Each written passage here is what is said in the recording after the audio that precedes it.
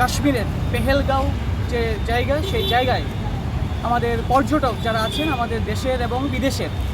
তারা ভ্রমণ করতে গিয়েছিলেন এবং সেই সময়েতে এখানে প্রায় 26 থেকে 27 জন পর্যটকের উপর সেখানে সন্ত্রাসবাদীরা আক্রমণ করে এবং তাদের গুলিতে তারা নিহত হন। আমরা এই দুটো সংগঠনের পক্ষ থেকে প্রথমেই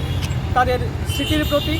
শ্রদ্ধা জানাচ্ছি, পরিবার পরিজনদের প্রতি সমবেদনা জানাচ্ছি এবং অনেকে আহত আছেন, তাদের দ্রুত আরোগ্য আমরা কামনা করছি। এবং এই ধরনের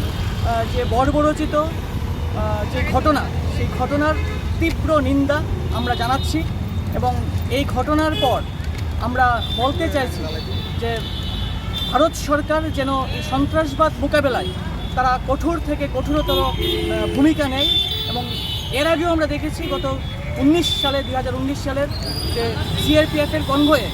সেখানে সন্ত্রাসবাদীর আক্রমণ করে, সেখানে আমাদের সেনারা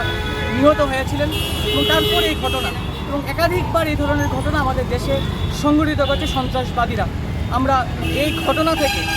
আমরা লক্ষ্য করছি আমাদের যারা ট্যুরিস্ট যারা এখানে গিয়েছেন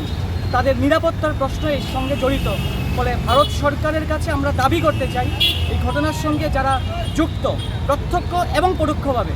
তাদের সুষ্ঠু তদন্তের মাধ্যমে তাদেরকে চিহ্নিত করে কঠোর শাস্তি যেন তারা ব্যবস্থা করে। এই প্রসঙ্গে আমরা ভারত সরকারের সঙ্গে আমরা সহযোগিতা করতে চাই। আমরা চাই যারা দোষী তারা যেন শাস্তি পায় এবং আগামী দিনে আমরা ভারত সরকারের কাছে আবেদন রাখতে চাই এই দেশের নিরাপত্তার প্রশ্নে, এই দেশের যারা টুরিস্ট থেকে শুরু করে সাধারণ মানুষ সবার নিরাপত্তার প্রশ্নে ভারত সরকার যেন আরও কঠোর পদক্ষেপ গ্রহণ করে, সেই আবেদনটুকু আমরা